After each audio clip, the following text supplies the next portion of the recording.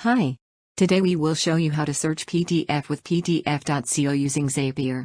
We will use this sample invoice in this demo. First, let's start by making a Zap. Next, search and select PDF.co as the app event and choose the search in PDF as the trigger event.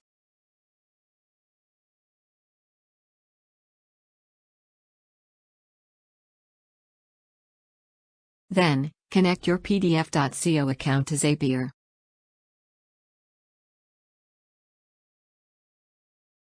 Now, we will specify criteria under Customize Search in PDF. In direct link to source PDF, provide or build an input URL for source PDF.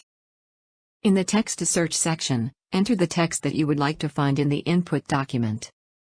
If you prefer a regular expression, enter it here. Choose whether the provided search text will be a regular expression or direct search in the Use Regular Expressions section. Leave the Pages field empty or enter the page range if you have specific pages to search in. Then, click Test and Review to send search in PDF to PDF.co. Great! We successfully created a search in PDF. The resulting URL is a downloadable JSON file.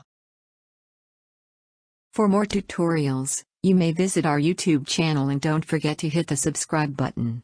Thank you for watching.